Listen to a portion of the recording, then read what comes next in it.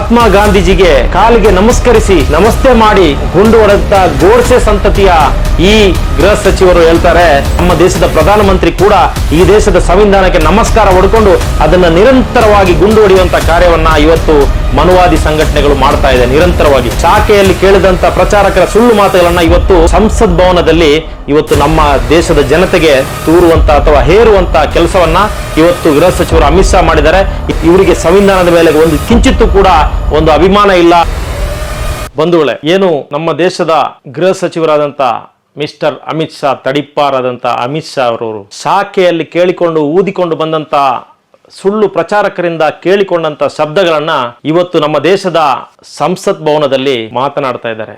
ಏನಂದ್ ಗೊತ್ತೇನು? ಈ ದೇಶದ ಅಂಬೇಡ್ಕರ್ ಅಂಬೇಡ್ಕರ್ ಅಂಬೇಡ್ಕರ್ ಅಂತ ಹೇಳಿದ್ರೆ ನೀವು ಬಹುಶಃ ಅದನ್ನೇ ಜಪ ಬಿಟ್ಟು ದೇವರ ಜಪ ಮಾಡಿದ್ರೆ ಏನೋ ಸ್ವರ್ಗ ಸಿಗ್ತಾ ಇತ್ತು ಅಂತೇಳಿ ಈ ದೇಶದ ಗೃಹ ಸಚಿವರಾದಂಥ ಅವತ್ತೊಂದು ಕಾಲದಲ್ಲಿ ತಡಿಪಾರಾಗಿದ್ರು. ಈ ದೇಶ ಬಿಟ್ಟು ಅವ್ರನ್ನ ಹೊರಗಡೆ ಕಳಿಸಲಾಗಿತ್ತು ಅಂತ ಒಬ್ಬ ಮನುಷ್ಯ ಇವತ್ತು ಗೃಹ ಸಚಿವರಾಗಿದ್ದಾರೆ. ಅವ್ರು ಹೇಳ್ತಾರೆ, ಈ ದೇಶ ಇದು ಈ ಅಂಬೇಡ್ಕರ್ನ ಒಂದು ಹೀಯಾಳಿಸುವ ರೀತಿಯಲ್ಲಿ. ಯಾಕೆ ಹೇಳ್ತಾರೆ ಅಂತ ಹೇಳಿದ್ರೆ ಬಂಧುಗಳೇ, ಮಹಾರಾಷ್ಟ್ರದ ಚುನಾವಣೆಯಲ್ಲಿ ಇವಿಎಂ ಮೂಲಕವೋ ಅಥವಾ ಯಾವ ಒಂದು ವಾಮ ಮಾರ್ಗದ ಮೂಲಕ ಇವತ್ತು ಗೆದ್ದಿದ್ದಾರೋ ಅದರ ಒಂದು ಮೆಸೇಜ್ ಆಗಿ ಈ ದೇಶದಲ್ಲಿ ಒಂದು ಸ್ಯಾಂಪಲ್ ಅನ್ನ ಬಿಟ್ಟು ತೋರಿಸಿದ್ದಾರೆ ಸಂಸತ್ ಭವನದ ಮೂಲಕ. ಈ ದೇಶದ ಪ್ರಜ್ಞಾವಂತ ಜನತೆ, ವಿಚಾರವಂತ ಜನತೆ ಇದನ್ನು ತಕ್ಕವಾದ ಉತ್ತರವನ್ನ ಇವತ್ತು ರಸ್ತೆಗಳಲ್ಲಿ, ಬೀದಿಗಳಲ್ಲಿ ಕೊಡ್ತಾ ಇದ್ದಾರೆ.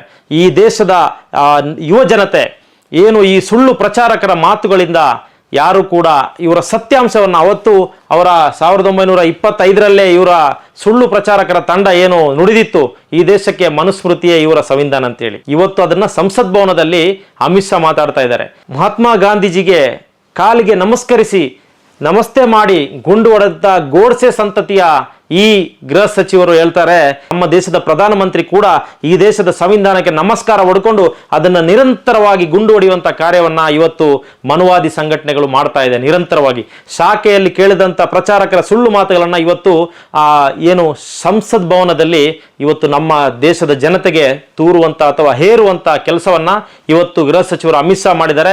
ಇದನ್ನು ಎಲ್ಲ ಪ್ರಜ್ಞಾವಂತ, ವಿಚಾರವಂತ ಜನತೆ ಇದನ್ನು ಖಂಡಿತವಾಗಿ ಖಂಡಿಸಬೇಕು ಮತ್ತು ಎಚ್ಚೆತ್ತುಕೊಂಡು ಆದಷ್ಟು ಇನ್ನಷ್ಟು ಕೂಡ ವಿಚಾರವಂತರಾಗಬೇಕಂತೇಳಿ ನಾನು ಈ ಮೂಲಕ ಕೇಳಿಕೊಳ್ತೇನೆ. ಯಾಕಂತ ಹೇಳಿದ್ರೆ ಇವರಿಗೆ ಸಂವಿಧಾನದ ಮೇಲೆ ಒಂದು ಕಿಂಚಿತ್ತೂ ಕೂಡ ಒಂದು ಅಭಿಮಾನ ಇಲ್ಲ ಅಥವಾ ಅದನ್ನು ವಿಶ್ವಾಸ ಕೂಡ ಮಾಡಲ್ಲ. ಇವರು ಏನಿದ್ರು ಕೂಡ ಮನುವಾದಿ ಸಂಘಟನೆ, ಮನುವಾದಿಯ ಹೇರುವಂತ ಒಂದು ಹೇಯ ಕೃತ್ಯವನ್ನ ಇವತ್ತು ಈ ದೇಶದ ಗೃಹ ಸಚಿವರು ಅಮಿತ್ ಶಾ ಮಾಡ್ತಾ ಇದ್ದಾರೆ.